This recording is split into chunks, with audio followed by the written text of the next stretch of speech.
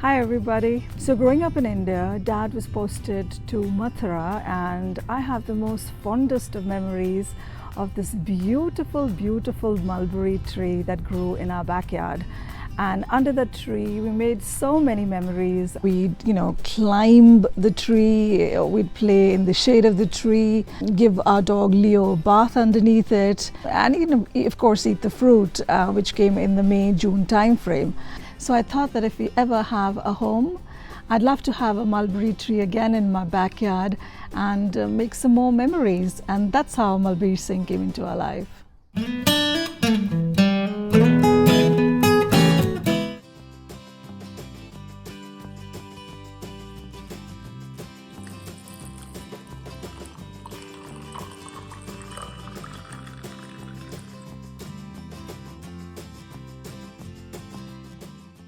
So in the corner of my garden stands all tall and mighty this handsome hunk called Mulbeer Singh.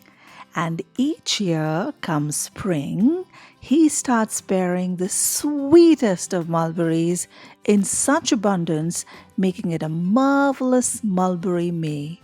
I feel like he's throwing a party to celebrate Mihir, my son's birthday, who is also born in the same month.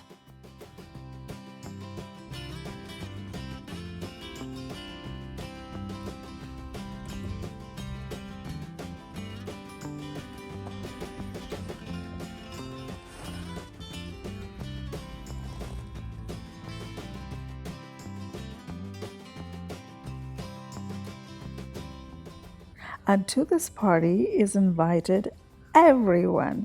The birds, the bees, the butterflies, the squirrels, you name it. That's just the generous kind of guy Mulbeer is.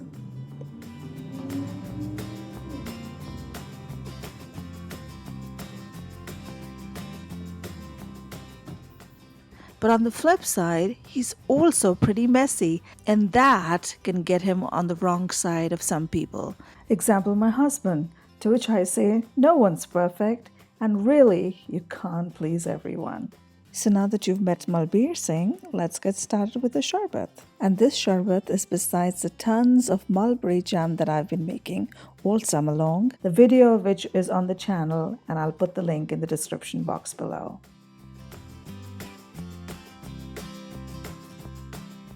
To make the mulberry sherbet, these are the ingredients you'll need. And so before we get started, let me just go and get some fresh lemons and some mint from the garden that's been growing like a weed. The mint's optional, but when you have so much of it, what do, right? You put it into everything. So first we'll take about 2 to 3 cups of mulberries, and if you don't have mulberries, then go ahead and take whatever berry you have, blackberries or raspberries, in which case it'll be a blackberry or a raspberry sherbet. To that, we'll add about half a cup of water and blend everything really well. Now that it's well blended, I'll put it into a jug and add about equal parts of water. My goal is going to be to add as little as added sugar as possible and really use the sweetness from the mulberries in the sherbet. To add the equal parts of water, I'll add it into the blender itself to get every bit of that puree out. I mean, why waste, right? But before adding the water, make sure to keep yourself a little bit of the puree aside to put on your face as a mulberry mask. Next, we're going to juice some lemons. I'm going to add about a lemon and a half or 2. The basic idea is to add some brightness and sparkle in the sherbet. Otherwise, it just tends to be one note. We'll give it a good stir and then a taste test. I think it needs just a little bit more of lemon juice and a good stir. And now to add the sweetness, which the sherbet does need despite the super sweet mulberries.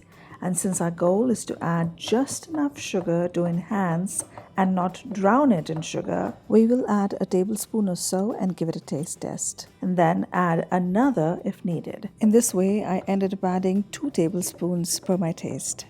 And now's the best part, the presentation. Just look at that color.